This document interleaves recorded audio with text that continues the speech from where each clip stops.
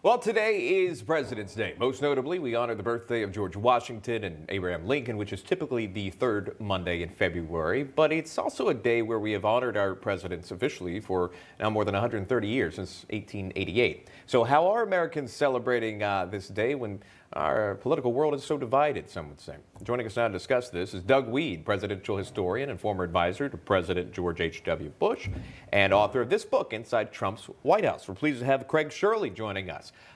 He is a Reagan biographer and a presidential historian. And our Monday panelists are back: Joe diGenova, former United States Attorney for Washington, D.C., and Victoria Toensing, former Chief Counsel, Senate Intelligence. Good to see all of you here. What a day to spend together. There's a lot to be learned. There's a lot to celebrate. Craig Shirley, I'll go to you first. Just talk to me about this and being around presidents. How should Americans be celebrating a day like today? Well, it should be reverential. It should be a very special day. This is George Washington's birthday. This is the father of the American Revolution, the first president of the United States. The oldest republic in the world is because of him. It should be a well-honored day, and yet it is. We almost think of it as an afterthought. We call it President's Day. I grew up, it was George Washington's birthday. You had Abraham Lincoln's birthday.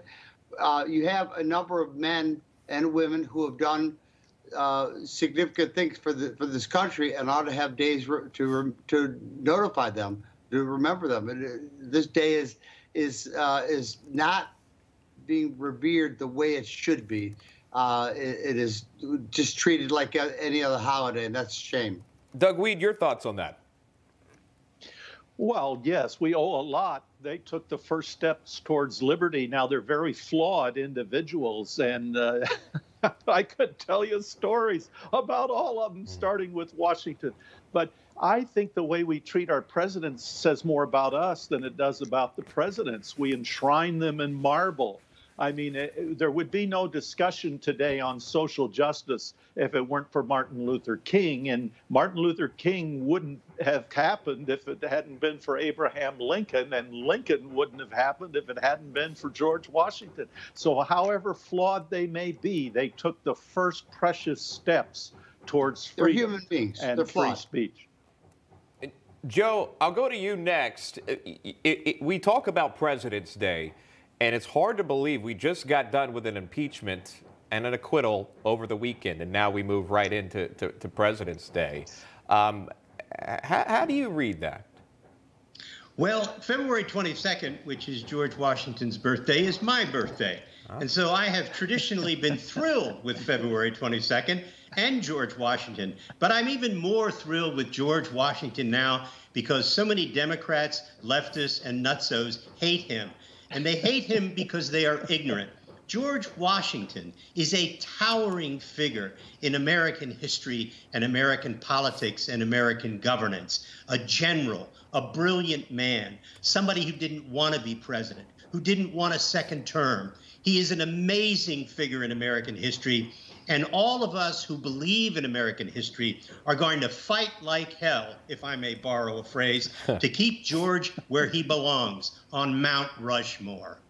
Victoria. I have a question. If we can have a Martin Luther King Day, which I support, of course, why can't we have a George Washington Day and an Abraham Lincoln Day? By calling it the President's Day, we've made it come in and buy the white linens. They're on sale day. And it really is a shame that we don't have some kind of special ceremony to celebrate these two great men. Hear, hear. Craig Shirley. Yeah, denigrates it. Craig, your thoughts? I agree with Victoria, and by the way, happy birthday, Joe. I'm sure you're 39 years of age. You're celebrating your 39th anniversary. Like Reagan used to say, he said, you know, when he was 60 years old, he'd say, I'm celebrating the 31st anniversary of my 39th birthday. I kind of lost my train of thought, but George Washington was unanimously chosen to preside over the Continental Congress. He was unanimously chosen as leader of the Continental Army. He was unanimously chosen as our first president, and he was unanimously chosen to be reelected as president. This is a great man. when he laid down his sword, King George III of England said, if George Washington surrenders power and lays down his sword at the end of the Revolution, he will be regarded as the greatest man of the world. And that is exactly what George Washington did. He laid down his sword to the Continental Congress, and he was regarded as the greatest man of the world. Doug Weed, how will the White House be commemorating a day like today, President's Day? Your guess is as good as mine when it comes to the Biden White House. They're having to tread very, very carefully. Everything is in question. It reminds me, in the Soviet Union, they had a common expression. They'd say the past is unpredictable because they were constantly rewriting it. I'm afraid that's where we're headed in the United States. It's going to constantly be rewritten. And the cancel culture, there's no end. Think of this. 5 Native American Indian tribes had slaves. I mean, you're going to have to rename Virginia because it was named after the Virgin Queen, and there was slavery until 1834 in the British Empire.